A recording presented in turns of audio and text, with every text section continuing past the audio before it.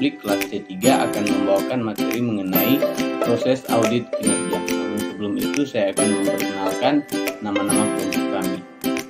Yang pertama, Virgil Pepungkirot atau saya sendiri, kemudian yang kedua, Elisa Sambali, kemudian yang ketiga, Elizabeth Penggabean, dan yang keempat, Anestia Rito, dan selanjutnya yang terakhir, Rizka Ayu Tri Fajriati. Nah, sekarang mari kita masuk pada materi yang pertama. Kita masuk pada materi yang pertama, yaitu struktur audit kinerja. Pada dasarnya, struktur audit, baik audit keuangan, audit kepatuhan, audit manajemen, audit program, dan audit jenis lainnya secara umum adalah sama. Hal yang membedakan antara satu macam audit dengan audit lainnya terletak pada tugas-tugas spesifik pada masing-masing tahap audit yang menggambarkan kebutuhan dari masing-masing audit. Secara umum, struktur audit terdiri atas yang pertama tahap-tahap audit, yang kedua elemen masing-masing tahap audit, kemudian yang ketiga tujuan umum masing-masing elemen, dan yang terakhir yang keempat tugas-tugas tertentu yang diperlukan untuk mencapai setiap tujuan. Berdasarkan kerangka struktur audit di atas, dapat dikembangkan struktur audit kinerja yang terdiri atas yang pertama tahap pengenalan dan perencanaan, kemudian yang kedua tahap pengauditan, selanjutnya yang ketiga tahap laporan, dan yang terakhir tahap penindaklanjutan. Pengenalan dan perencanaan. Pada tahap pengenalan dan perencanaan terdiri dari dua elemen, yaitu survei pendahuluan dan review sistem pengendalian manajemen. Pekerjaan yang dilakukan pada masing-masing elemen bertujuan untuk menghasilkan rencana penelitian atau research plan yang detail yang dapat membantu auditor dalam mengukur kinerja dan mengembangkan temuan berdasarkan perbandingan antara kinerja dan kriteria yang telah ditetapkan sebelumnya. A. Survei pendahuluan. Pada tahap ini, auditor akan berupaya untuk memperoleh gambaran yang akurat tentang lingkungan organisasi yang diaudit. Yang kedua, review sistem pengendalian. Pada audit keuangan, auditor memulai pekerjaan dengan melakukan review dan evaluasi terhadap sistem pengendalian intern, terutama yang berkaitan dengan prosedur akuntansinya. Sedangkan pada audit kinerja, auditor harus menelaah sistem pengendalian manajemen atau sistem pengendalian administratif. Pekerjaan audit pada tahap pengenalan dan perencanaan diharapkan mampu mempersiapkan dua buah dokumen, yaitu memorandum analitis dan memorandum perencanaan. Tahapan audit. Tahapan dalam audit kinerja terdiri dari 3 elemen, yaitu 1. Telaah hasil program atau program result review. 2. Telaah ekonomi dan efisiensi atau economy and efficiency review. 3. Telaah kepatuhan atau compliance review. Tahap-tahapan dalam audit kinerja disusun untuk membantu auditor dalam mencapai tujuan audit kinerja.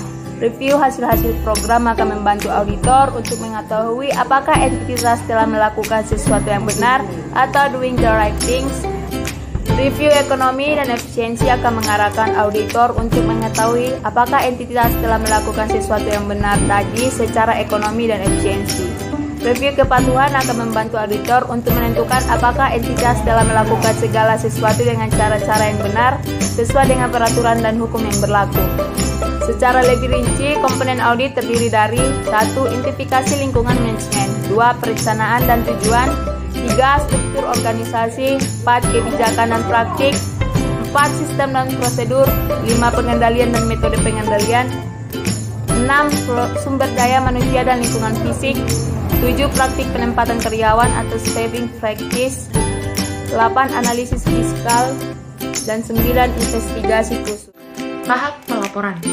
Ada 3 langkah utama yang sangat penting dalam mengembangkan laporan audit secara tertulis, yaitu yang pertama persiapan atau preparation. Pada tahap persiapan, auditor mulai mengembangkan temuan-temuan audit, menggabungkan temuan-temuan tersebut menjadi sebuah laporan yang koheren dan logis, serta menyiapkan bukti-bukti pendukung dan dokumentasi yang diperlukan.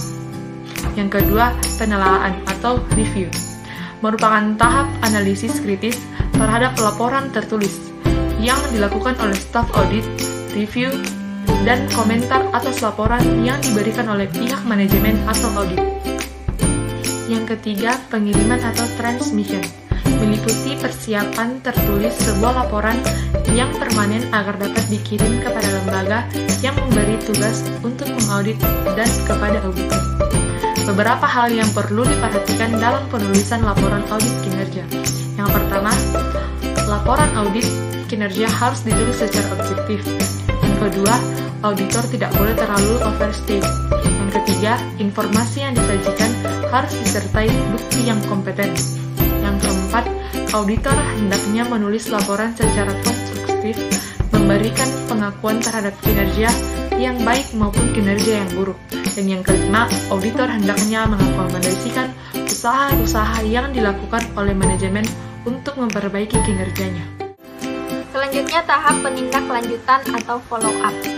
Tindak lanjut didesain untuk memastikan atau memberikan pendapat apakah rekomendasi auditor sudah diimplementasikan. Dari sisi auditor, hal-hal yang perlu diperhatikan dalam tahap penindaklanjutan adalah antara lain yang pertama, dasar pelaksanaan follow up. Dasar untuk melakukan follow up adalah perencanaan yang dilakukan oleh pihak manajemen. Yang kedua, pelaksanaan review follow up. Perencanaan manajemen memberikan dasar untuk review follow up. Yang ketiga, batasan follow up. Pelaksanaan follow up sebaiknya tidak terbatas pada penilaian pelaksanaan dan dampak rekomendasi yang diusulkan oleh auditor. Namun sebaliknya juga dihindari terjadinya follow up yang overload. Dan yang keempat, implementasi rekomendasi. Terdiri dari 4. Yang pertama, implementasi oleh unit kerja. Yang kedua, implementasi oleh eksekutif. Yang ketiga, peranan auditor dalam pengimplementasian rekomendasi audit. Dan yang keempat, peranan legislatif dalam mengimplementasikan. Demikianlah materi dari kami, kelompok 3 akuntansi sektor publik, kelas C3, dan apabila ada kesalahan penyampaian materi, kesalahan kata mohon dimaklumi, dan semoga apa yang kami jabarkan dalam video ini boleh dapat bermanfaat bagi teman-teman sekalian. Akhir kata saya ucapkan terima kasih.